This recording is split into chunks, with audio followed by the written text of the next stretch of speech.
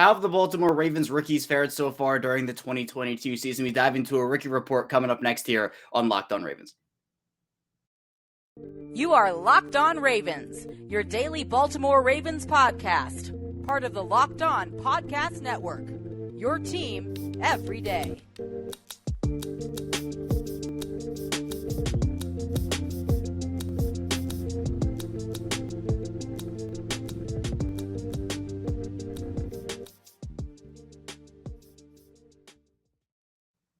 And we are back here, another episode of Locked On Ravens, your daily Baltimore Ravens podcast. I'm your host, Kevin Ostraker of Ravens Wire. We're here on the Locked On Podcast Network, your team every day. And thank you so much for joining us, making us your first listen here of the day. We're free and available on all platforms, including on YouTube. If you hear this on YouTube, be sure to like this video, subscribe to the channel in audio form. Be sure to follow us. So anywhere, Apple Podcasts, Google Podcasts, Spotify. And today's episode of Locked On Ravens is presented by Prize Picks. Prize Picks is daily fantasy made easy. Pick 2 to 5 players, and if they score more or less in their Prize Pick projection, you go up to 10 times the money on your entry. First time users can receive a 100% instant deposit match up to $100 with promo code Locked On. That's prizepicks.com. Promo code Locked On. We are here on Tuesday. The Ravens now officially out of their bye week. Still resting up a little bit, though. They have Carolina in week 11. And here to talk rookies with me, as well as just general expectations, is from Baltimore Beatdown, also BaltimoreRavens.com. Kyle Barber back on the show again. Kyle, I'm excited to talk to you about this team. 6-3. They are on a 3-game winning streak, and it feels like they have momentum right now. Yeah, everything seems to be falling into place for them to make a second half of the season run. They have the easiest schedule. I mean, that's everything that was talked about during the bye week, was just how simple their schedule is going to be, how they're riding a 3-game win streak. And it's all culminating in them having a division for the taking if they so choose. Right. It feels like it's all but Baltimore's division. Obviously, a lot still yet to happen. You have a lot of divisional games towards the back half of that schedule at the end there. But Baltimore's already surpassed their 2021 divisional win total. They went 1-5 last year, so that's already a lot better of a start this one. And they picked up some really big wins, but it feels like, Kyle, this team could be a lot of records right now, especially when you go back and look at their early season games where you think, what if they beat Buffalo? What if they're able to pull out that game against the Giants? Was 6-3 kind of what you were expecting before the season when they headed into their bye week? I think this was about where I had them. I had them taking the Giants game. I think most individuals had the Ravens just winning that game just based on expectations and the matchup. And that was just a struggle at all costs from the Ravens there. So I think 6-3 was about where I had them. The Dolphins look good, the Bills look good, and you aren't expecting your team to win them all unless you're the Philadelphia Eagles, I guess. it's they're undefeated right now as we talk. Maybe by the time this episode comes out on Tuesday morning, they will have lost to the Commanders. But yeah, it feels like with teams like Buffalo, teams like the Dolphins, always have to keep in mind that, hey, these are really good football teams. But at the same time, I think a lot of the disappointment surrounding those losses came with how they lost them. The fourth quarter collapse is the decision by John Harbaugh against Buffalo, which I know was very controversial. Some agreed, some didn't with that. And then in the Giants game, it was the decision by Lamar Jackson after that bad snap to throw into double coverage to Patrick Ricard. So it's stuff that it's not like season altering things. It's things they can clean up. It's things they can assess. And I think during the bye week, Kyle, they've definitely done that. But it feels like to me Lamar Jackson is in the right place right now. Obviously, he was scorching to start the season. The first 3 weeks at the top of that MVP conversation, stats-wise, kind of is, I guess, fallen off. But I think he's doing the right things. And John Harbaugh talked about it. Don't always look at the box score passing stats. I think in that sense, he's doing so much more than the box score indicates. No doubt about it. They talked about, John said in the postgame that, passing stats never tell the whole story for Lamar Jackson. And then a story actually came out over the weekend from the Athletics' Larry Holder that talks about quarterback EPA. And Lamar's dropped on that, as we saw, his stats just haven't been the same thing as they were through weeks 1 through 3. But that still doesn't tell everything because that's just passing stats. His rushing ability, what he does to change how defenses play him. The Ravens have talked about it for a couple of years now, that they see defenses play completely differently than the norm when they go up against them versus when they're watching film, because of how Lamar Jackson changes the scheme and the impact that he just plays alone by just being himself, regardless of what he ends up doing on the field. They're just so panicked and nervous about how he operates that it's just a total change for them, and he's getting things done more efficiently in these last few weeks. Yeah, I think also last few weeks he's been a lot more careful with the football. That's been something I've been impressed with him with. And everybody talks about the blank effect. Well, there is certainly a Lamar Jackson effect on the field for defense. They have to account for him in so many different ways. And I know the way Eric DeCosta's built this roster, it's a deep roster overall. There are a couple holes here and there. I know people have talked about receiver a lot, maybe corner if you lose one of the big two there in Humphrey and Peters. But I know, Kyle, the Ravens go out there and they get Roquan Smith at the trade deadline, a move that I know people had kind of talked about. Oh, what if the Ravens went out there and they got Roquan Smith? They traded a lot to get him, a second rounder, a fifth rounder, and AJ Klein. What were your overall reactions from that move and even how he played against the Saints in week 9? I thought inside linebacker was an area that they wanted to explore. That's what I was hearing, and that made it just a whole lick of sense. Just because you have Josh Bynes in there on his third stint with the team, he is a little bit up there in age, and he was struggling at times throughout the past few weeks in coverage or getting to the gap in time. And they wanted to pair Patrick Queen with somebody that allows him to do his A gap blitzing, which he's very successful with, and allow him to just kind of work in where his strengths are and pair him with somebody that can prop him up and also work in a compound with Patrick Queen. So the addition of Roquan Smith made sense. Everybody wanted to talk wide receiver. I'm assuming you and I both wrote about wide receivers and that entire debacle, and they didn't trade for one. But I think inside linebacker was arguably their second greatest need outside of wide receiver, and they landed a guy that's extremely talented, two-time All-Pro. It makes perfect sense. He plays like a Raven, and you saw that on Monday night against the New Orleans Saints. Early on, he had 2 back-to-back stops. He was able to cover Alvin Kamara. That's the hardest guy to cover out in space as a running back. I think you could maybe make a case for Christian McCaffrey, but Alvin Kamara is as dynamic of a running back as you can ask for in the running and passing game. And you saw Roquan Smith be able to handle that in one-on-one coverage. I'm looking forward to seeing him play and progress over these next few weeks as he sinks his teeth more into the playbook. Yeah, I'm excited for it. And you're right. The Ravens have, I think, over the past couple of seasons had some struggles with covering running backs and tight ends, and Smith is one of the best in the business at doing that. But kind of sticking there, Kyle, do you feel like this is a long-term thing with Roquan Smith? This is the last year of his contract. You have Patrick Queen, some decisions you have to make on his deal. Do you think this pairing could be long-term, or do you think maybe Baltimore has to let one walk, especially with maybe a contract for Lamar Jackson coming up? I think that's a possibility that they let either Roquan Smith or Patrick Queen go, but I don't think they want to. And I mean that not in the simplistic term of like, of course you want to keep everybody. Why would you want anybody to go? But I think that they like the pairing there. I think they are complementary to one another. And I think that they gave up enough for Roquan Smith that they don't want to see him exit and only recoup a third-round compensatory selection. This is a guy that I'm assuming wants to be here for the long term. That was probably part of the discussions when he was traded from the Chicago Bears. But overall, I think that's those are some players that the Ravens want to keep, and we'll see how that goes throughout the rest of the season and throughout the course of the offseason, because Roquan Smith, like Lamar Jackson, represents himself in contract negotiations, which makes it just a little bit different than the norm and something that we are becoming more accustomed to covering the Baltimore Ravens. Right. It's a storyline to watch, especially as the offseason will come whenever that is for Baltimore. But Kyle, we'll talk about rookies in the second and third segments here, but I do want to get into the spirit of things. A rookie on the coaching staff is Mike Macdonald, and I think had some growing pains, I'd call them, early on. The Dolphins game in the fourth quarter, a couple things here and there, but I think he's settled in. I think he's done a phenomenal job this year with this defense. The blitz rates have gone down, obviously, with Don Martindale out of town, but what have your overall assessments been of him so far? I think you could say that there was some growing pains. I think another factor was just the injuries. As Ravens players have returned from injury, from season-ending IR, they weren't missing just run-of-the-mill players or your depth pieces. They're missing Marlon Humphrey through stretches of the game. He was clearly not 100% healthy and was on a pitch count against the Dolphins. They were missing Marcus Peters, who was on a pitch count against the Dolphins as well. And once he's returned, their defense has improved more. You get Tyus Bowser back. You get a healthy Justin Houston. You acquire just Jason Pierre-Paul. It's just they needed more starter players there that were healthy and able to go for 80% plus snaps at key positions. Of course, cornerback is going to be them in an ever-growing passing NFL. And I think some coaching changes have definitely been modified. I think Mike Macdonald has settled in more. I will agree to that point. I think more it was just the absence of of your starters and your talent.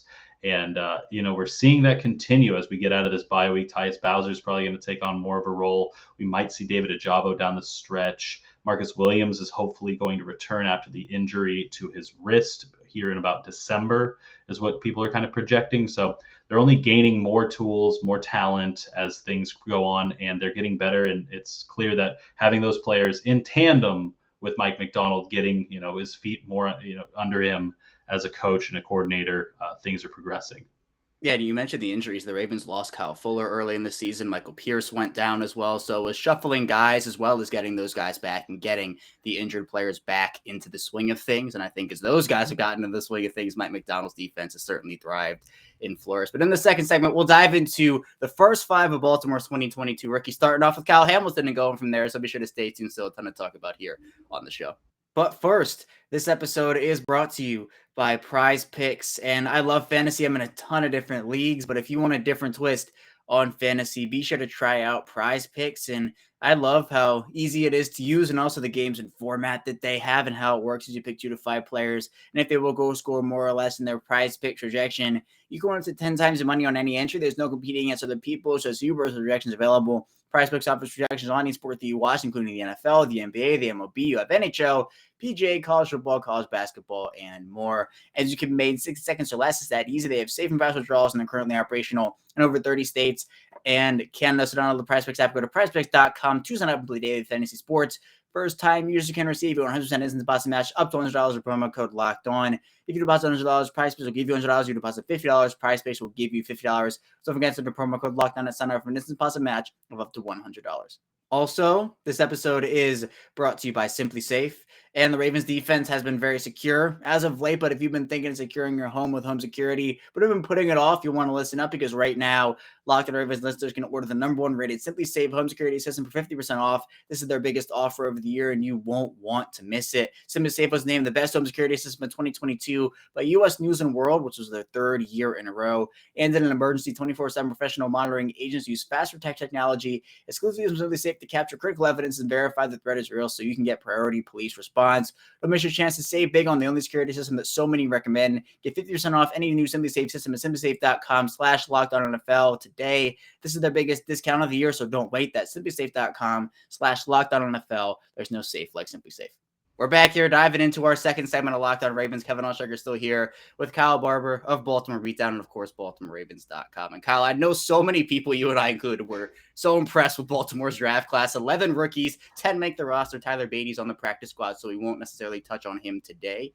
But I do want to start off with Kyle Hamilton and just dive into every rookie so far, how they've performed or expectations for guys who haven't played. So for Kyle Hamilton in particular, we mentioned growing pains earlier in the show. I think for him, with the unfortunate loss of Marcus Williams, has also been thrust into other roles. He's impressed and improved there. I mean, what's your overall assessment been of him so far?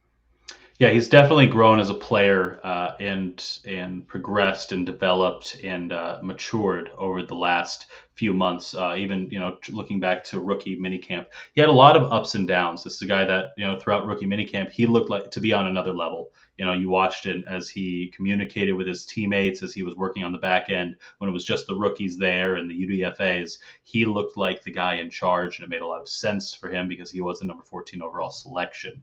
As things progressed in training camp, you noticed that he wasn't quite running with the ones, as you would say. You saw Chuck Clark there beside Marcus Williams, and you started to wonder what's going on.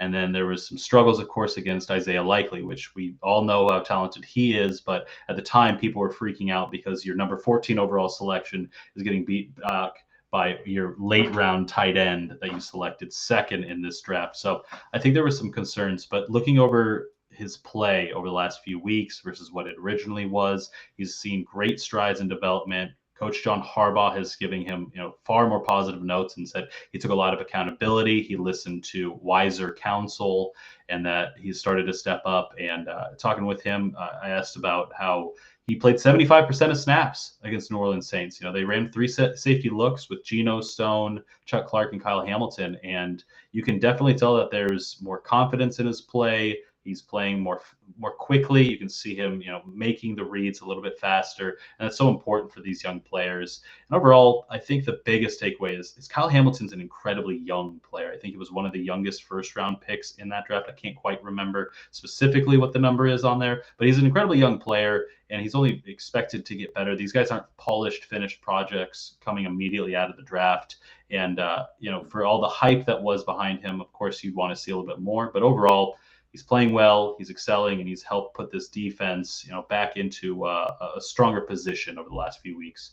Yeah, and I know a lot of people when he was picked, Kyle said, why are they taking a safety here? Why isn't this a wide receiver? Why isn't this a cornerback, an offensive lineman? But this is why, because he was the best player available. This was a guy who was projected to go like top 5 to 7, like top 10, definitely. He falls to Baltimore, and we do know they love taking best player available. And then obviously with the Williams injury, he's able to step up and play and just grow in that role. So I'm excited for him. I'm also excited for Tyler Linderbaum, a player who, again, when he was picked with the 25th overall selection, it was, does he fit Baltimore scheme? Is he big enough to play in Baltimore scheme, especially with the run heavy style they use? He's been incredible this year. I mean, a lot of people, myself included, go back to week 8 against Tampa when he had Devin White just he was locked up the entire way, just pancaking him. Wasn't able to get off of blocks from him. I think Linderbaum has been one of those anchors on, I think, a much improved offensive line this year. Yeah, no doubt about it. When Baltimore Beatdown, my staff got together and we're giving out our mid-season awards. Tyler Linderbaum was the consensus #1 rookie of the year for the Ravens thus far, just because, like you said, he's anchoring that offensive line. His ability to get into the second level, his ability to get through on reach blocks, to pull, to instantly become a talented center that has chemistry with his quarterback is critical. It's been a position that the Ravens have struggled with over the past few years as they've shuffled in different players since the retirement of Matt Burke. It feels like essentially, they did have Bradley Bozeman in for a time, but overall, it's just been a position that's been in flux for a while, and Linderbaum has solidified his role there. He does have work to do. I think that's fair to say, up against these bigger, more prominent names at defensive tackle, Vita Vea, you saw Quinnen Williams, those talented players kind of, got the better of him at some points. Now, I think he won more of the reps, but, those are things that he's going to have to work on. He's going to have to get stronger and bigger, and his size was one of the things that was commented on a lot. But you can definitely tell that the speed at which he plays and the acceleration of him as an offensive lineman is able to get to the blocks, get to the plays where he needs to be made. And like you said, the Tampa game shows everything you'd ever dreamed of in highlights for a center when you have Brian Baldinger singing his praises over Twitter clips, for hours, it felt like. Yeah, you slow down some of those clips, and it's just Devin White can knock it off the blocks, and Linderbaum's just throwing him to the ground, and he has strength. I think a lot of people look at his size as like, oh, he's not a strong player because he's not big, but he has a lot of strength. So he is someone, like you mentioned the position, Jeremy Zutaw, Ryan Jensen, like Matt Skura, you mentioned Bozeman, all these guys where they were solid for certain time periods, but I think Linderbaum has the potential to be this 5-10 year anchor on this offensive line. So there's that. And then also you have David Ojabo, who was projected, people had him going to Baltimore at 14 before his injury at the pro day. And he's now slated to come back at some point. We don't know exactly when yet, but he's now off of the PUP list, and he's now there. So I'm excited for him. And I think the good thing about Ojabo is I think people realize that he needed a bit of time anyway to kind of get acclimated to the NFL game, especially after not having a ton of experience in college. But they can give him time with guys like Justin Houston playing out of his mind right now, Bowser coming back. You have Jason Pierre-Paul, Dafayowe, and others. I think that'll be a benefit to him in the long run. Completely agree with that. He's a player that appears to need more time to acclimate, like you said, both to the NFL level and also just get comfortable in his own body. Tyus Bowser tore his Achilles at the last week of the NFL season. David Ojabo suffered an injury months after that. It's been, I believe, 7 months since his. It was 9 to 10 for Tyus Bowser. So he's going to take a little bit longer to come on, and they have no reason to rush him. It felt like they punted on this season for him, regardless of where their kind of standing was when they made the selection for him. You knew that, hey, we might not get anything out of this guy in year one other than just him in the playbook and him working and rehabbing back and getting healthy for a better season, down the road. But I don't think they came into this necessarily expecting for him to contribute right away. But there's the opportunity for it. We spoke to John Harbaugh today at the press conference, and he said that it might take a little bit more time for him to get under him and make his debut. It didn't sound like he's probably playing against the Panthers this week, but everything's on the table. You know how John Harbaugh likes to respond to questions on who is and who is not playing and if they're healthy or not. So we'll have to see what goes on there. But overall, it sounds like David Ojabo is, ramping up. That's been the buzzword term as well. And we'll see where that goes. But any snaps out of him on the football field at this point is a huge positive for him and for the team. Oh yeah, 100%. And I my whole thing was essentially they traded a 2022 second for a 2023 first, assuming Ajabo can get back to the level he was at Michigan, which I think for them is a win. I know the whole conversation has been, should they have picked George Pickens over David Ajabo? That's been a lot of discourse about that, but I think Ajabo has the potential to be really, really good for them, but they just have to be patient and wait, which is what they're doing, and I applaud them for doing so. But then you have the third round, and this one I think was one of the biggest surprises in a good way for the Ravens in the draft, where somehow, some way, Travis Jones falls to them at 78, which he should have been. He was an easy second round prospect in my mind, and them getting him at number 78 represented by many people one of the biggest steals in this draft. He was phenomenal in the preseason. He got injured in the middle of it, but unfortunately for him, missed a couple of games to start. But I think he's getting back into the swing of things. So Baltimore's defensive line depth is so deep right now where we've seen him get opportunities, but I still think he's working his way into this rotation. Yeah, definitely working his way into the rotation because you've seen the emergence or further emergence of Justin Madubuike. You're, of course, paired with Calais Campbell on one side. And then Broderick Washington has looked solid on this defensive line throughout the season. I've been really impressed with him. And when you have somebody that's finally stepping into a role, it's hard as a rookie to also break through on there. But he's gaining more snaps because he is an impressive player. And also Michael Pierce did go down with injury, so he's kind of in on rotation in that role because he is one of the biggest defensive tackles, I believe, on this roster. Height and weight-wise, he's a mammoth of a man. So that's a great player, and it was, like you said, it felt like one of the biggest steals of the draft. That felt like he was going to be a second-round pick. I believe he was even mocked in one early mock, way early in the season, as a first rounder to the Ravens, which was a little bit bold, I believe. But he's a talented player, and we saw it all preseason. And overall, I think they landed another good, solid depth player that could eventually be a talented starter on this defensive line. Yeah, and someone else who I think was touted by some as a second rounder was Daniel Faalele, who was the Ravens' first fourth round selection of 6 guys. So we have a ton of fourth rounders to get to here. But the thing with him was also he was very raw and he needed to kind of grow in his role. He's a massive guy. He's a massive human being. But I know a lot of people had the Orlando Brown Jr. comparisons for him. But he ends up having to step in and play really meaningful and important snaps early in the season with guys like Jawan James going down and Patrick McCary with Ronnie Stanley still out at that point. He comes in against New England in Foxborough, which is never easy, first of all. And he plays really well. He also has more snaps. He just has been, I think, really good in his limited opportunities. And I think showing people why he could be this right tackle of the future potentially. He changed drastically among players that changed and put in the effort. I struggle to find somebody that did so more than Daniel Faalele. He appeared out of shape when he was at rookie OTAs and was at mandatory minicamp and OTAs. He was struggling with the heat and the humidity. It was challenging for him. He was kneeling down at times throughout them, and media reported on that throughout then.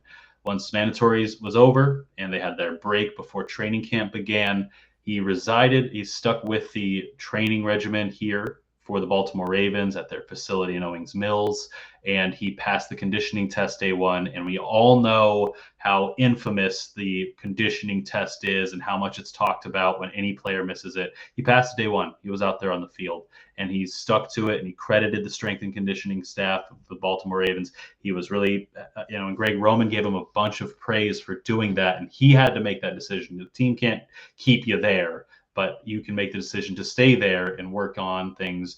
And then for him to see his first action as the fourth string left tackle for the Ravens, not right tackle. He hadn't played a single snap of left tackle in his entire college career. And for him to step in and perform as admirably as he did just shows that, with enough work and development with offensive line coach Joe D'Alessandris, and with the Greg Roman's running schemes and the setups that they have and how they function here with the Baltimore Ravens, how they love to produce talented offensive linemen and bring them in and develop them, that Faalele looks like a guy that could be the future for the Ravens at right tackle and possibly left tackle, but that would have to do a lot with who's currently dominating at left tackle for the Ravens, which is Ronnie Stanley. For so long, I'm rambling a bit here, but I mean, that's a guy that I would love to talk about more, but we're currently talking about rookies. I mean, for Stanley, he's someone who a lot of people were wondering, is he going to be the Ronnie Stanley of old? Is this a guy who's going to have his mobility back after so many surgeries and so much recovery time? But he's looked like the Ronnie Stanley of old, and I'm super impressed. He's been incredible. Absolutely. But yeah, to wrap up on Faalele, that's just a talented player. And I believe they found a future starter at right tackle for them, especially with Moses being in there for, I believe, a 3-year deal. So that's kind of a way to usher in development for your current talent and the future talent. Yeah, the Ravens took a ton of swings on potential in this draft and also some proven as well. But Faalele potential, but that potential seems like it could pay off in a big way down the line. Coming up here, we'll be diving into the remainder of Baltimore's draft, which is just fourth rounders with Tyler Beatty not making the roster. So be sure to stay tuned. We still have a ton to talk about here on Locked On Ravens. But first, this episode is brought to you by Built Bar, and there's so many flavors of Built Bar. They have reimagined flavors such as cookie dough topper, coconut brownie bar, and coconut brownie topper, plus white chocolate peppermint granola. It's Built's take on the granola bar, so it's more filling and still insanely tasty. And candy cane brownie puff. Built Puffs are like biting into the universe's most delicious cloud. And for anyone who hasn't tried Built Bars before, they're literally the best tasting protein bars ever built. So just sink your teeth into that first bite and it'll change your life forever. They're revolutionizing nutrition. As you know, with 100% real chocolate, 70 grams of protein, and shockingly low sugar and calories, only 130 calories. So, Built, you got to try this. Get 50% off your order right now by using the code LOCKEDON15 at Built.com. We're back, rounding out Tuesday's edition of Locked On Ravens with Kyle Barber. Kevin Ostreicher, your host, still here with you. And Kyle, let's continue the Ravens extravaganza in the fourth round of that draft. We'll start off with Jalen Armour-Davis, who was number 119 for them out of Alabama. We know the Ravens love those Alabama guys. The Ravens securing another one. It was funny. Anthony Averett goes out from Alabama, and then you have Jalen Armour-Davis coming in. He got some snaps early in the season, especially with Marcus Peters still coming back. Marlon Humphrey, you talked about earlier, he was down for the count a little bit in that Miami game. He made some impressive plays, but he's also been picked on a little bit and has been game day inactives here, hasn't gotten a ton of run. What's your assessment of him been? Because it's been up and down, but it feels like they're still waiting for some development. Yeah, I think this is a player that maybe they weren't expecting to need as much development, but he has needed it because he has not been active. He's been a healthy scratch on game days. We haven't seen him as involved in the defense.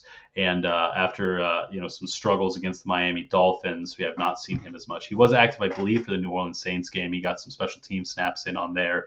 But overall, I think this is a guy that is going to need more development. And when you're taking picks in these later rounds, that's what you have to come to expect to be.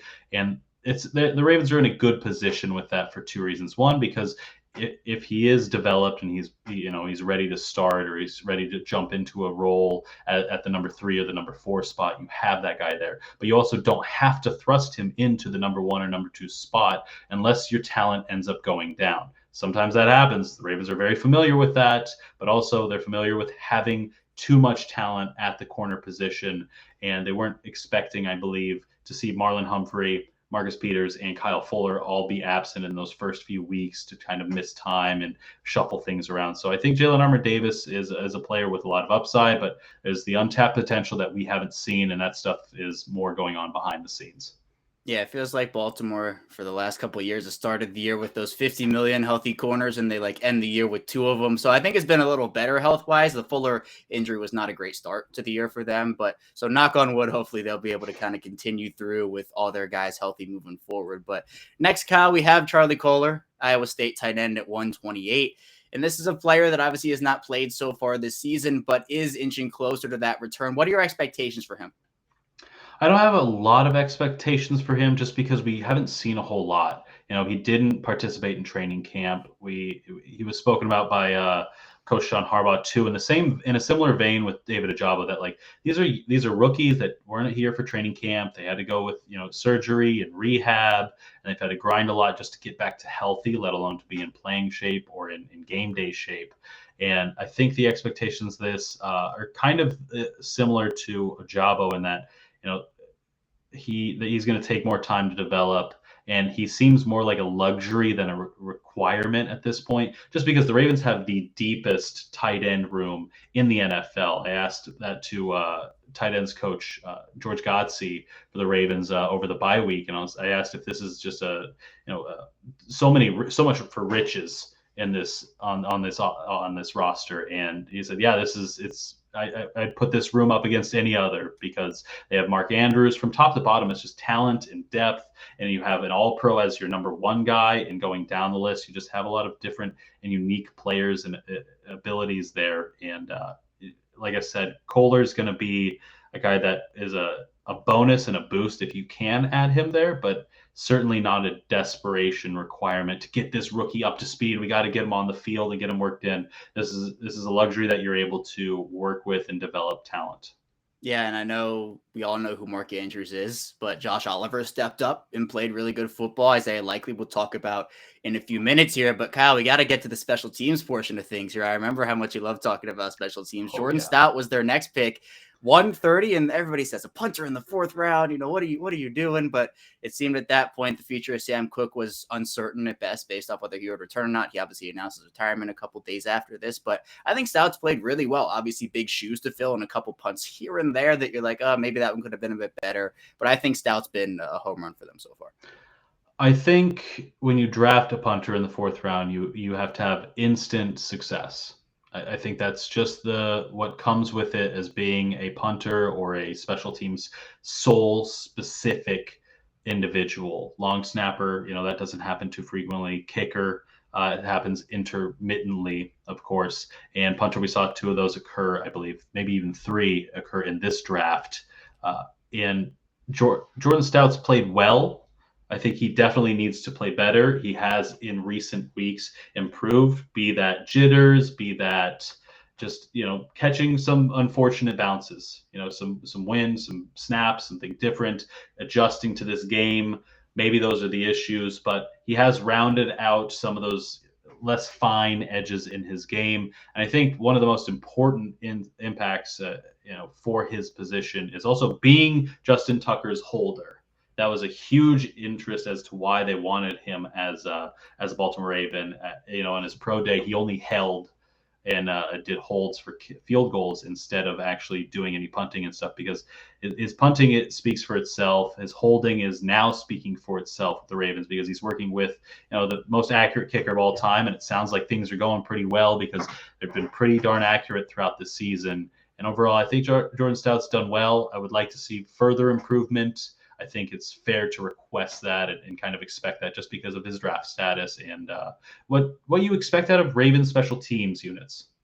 Yeah, no, it's a fair point for sure. And I know there were a lot of players that could have taken with that pick that weren't special teams, and maybe push the punter thing down the line, or even just sign a guy. We all know the Ravens, kicker factory. They found Sam Cook was a later round pick. So I think for them, they could have done that. So I think Stout has definitely improved, but we'll see, hopefully he'll be able to continue that. But now we can dive into Isaiah Likely. The Ravens have the punter sandwich there with tight ends. You have Kohler, Stout, and now Likely was 139. And a lot of people are saying, why would you take 2 tight ends? And it's potentially no wide receivers in this draft class, but Likely can line up all over the place. He stepped up in the absence of Mark Andrews. I know there was a ton of preseason hype based off what he didn't really start the season extremely well. I mean, he had some drops here and there, wasn't getting on the field as much, but now with Andrews out, he's beginning to shine a little bit. Yeah, he's had more run after a stellar training camp and preseason.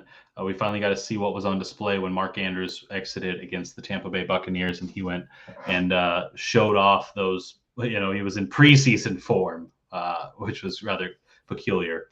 Overall, Isaiah Likely is another guy similar to Faalele that changed a lot of how they played to improve or change themselves. He struggled as a blocker. We saw that in preseason. That was the only huge significant weakness in Likely's game. He was getting docked for holding calls. He was getting pushed around too much.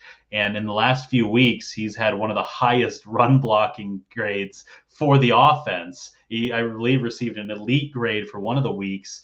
And afterwards, he was joking with at the post game press conference that he really hopes that John Harbaugh, his head coach, likes what he sees of his run blocking. And that's what we've seen. Of course, we want to talk about the touchdowns and the receptions and how he's looking, in his routes, which are clean, and he's really worked hard with Mark Andrews, it's clear, and Greg Roman to be a complement to this offense and for Lamar Jackson. But the run blocking is so critical in this offensive system. That's why Nick Boyle got paid. That's why they have Patrick Ricard. That's why they operate with Lamar Jackson. And Isaiah Likely is finding ways to stay on the field, even if he isn't going to be targeted when Mark Andrews does come back, because his run blocking is comparable to somebody like Mark Andrews, Patrick Ricard, and Josh Oliver. And I think when talking about Likely, there wasn't any Lamar Jackson Isaiah Likely connection in the preseason because it wasn't Jackson throwing him the ball. It was Tyler Huntley. It was Anthony Brown. So there was a little bit of time for them in the regular season. But with Mark Andrews there and with Josh Oliver playing so well, there wasn't, I don't think, as many opportunities for him early. But now we're starting to see the connection with Lamar Jackson. And about the run block, I agree. And Mark Andrews come out of Oklahoma, he wasn't necessarily known as this great run blocker. He had to really work on that, and he had to really improve his game. And now he is regarded as a much, much, much better run blocker in that area. Plus all he can do is a pass catcher. But finally, Kyle, let's round it out here. Pepe Williams, fan favorite. Absolutely. 141. He was the final pick of the 4th round. Again, Tyler Beatty, we're not going to mention him this show because he's not on the current roster. But Pepe Williams is interesting. He's gotten some playing time, has shown some flashes, also has been picked on in a couple circumstances here. But Baltimore seems to at least trust him a little bit in a role on this defense, although I think the playing time has been, I'd say, moving up and down over the course of the season. Yeah, I believe his role fluctuates a lot more with what the game plan is against their opponent.